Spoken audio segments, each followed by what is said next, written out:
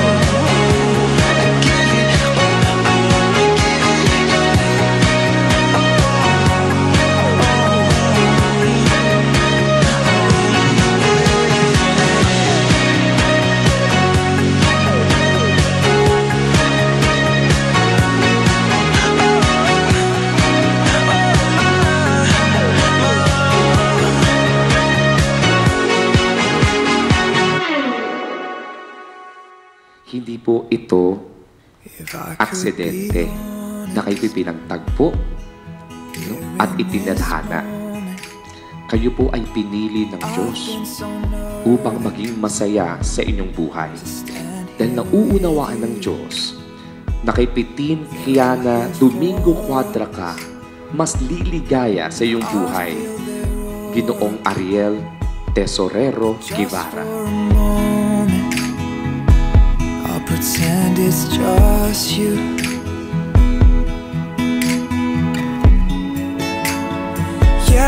First of all, babe ko, itong event na to or ceremony na ito ay matagal ko ng pangarap na maibigay sa'yo. Dahil una pa lang, dapat naman napakasala na kita. Pero ito na tayo ngayon, nakaharap kay Papa God sa mga magulang natin, mahalagang tao sa atin. So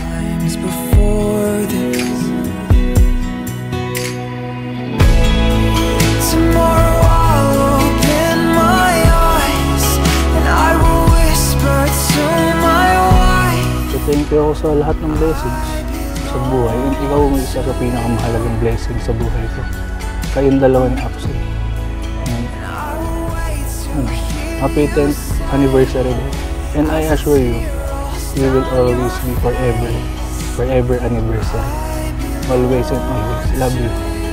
For your unconditional love. Mahal na mahal ko lang.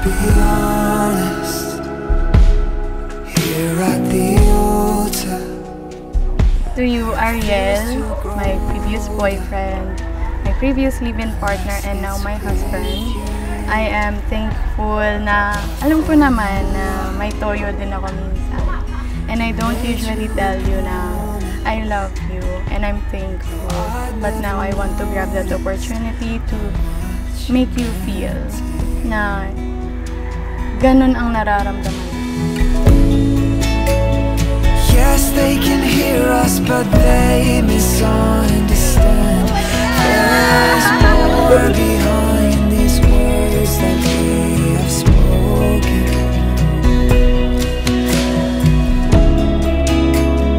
I know they see us, but only at a glance. Only you know the man that I am beyond the surface. Tomorrow I'll open my eyes and I will whisper to my wife, I belong to you. And I will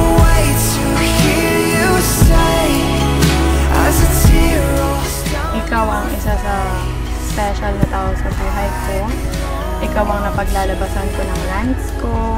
Ikaw ang sumasalo ng, alam mo na, toyo ko minsan. But at the same time, thank you rin dahil nabigyan tayo ng option.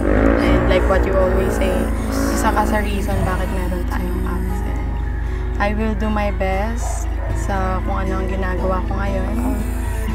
Let's equally share our responsibilities as a family and to our son. I love you. Love you. Say I do. Tomorrow I'll open my eyes and I will whisper to my wife, I belong to you. And I will wait to hear you say, as a tear rolls down your face, I belong to you.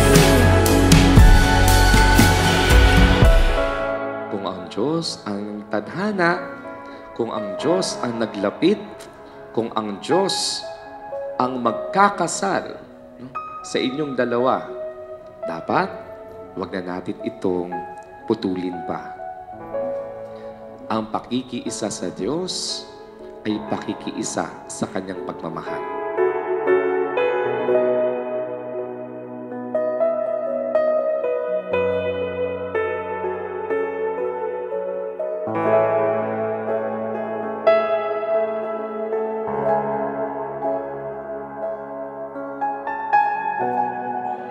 Isa, dalawa, tatlo. When you brothers and sisters, let me present to you Mr. and Mrs. Ariel and Vicky Kiana Gira.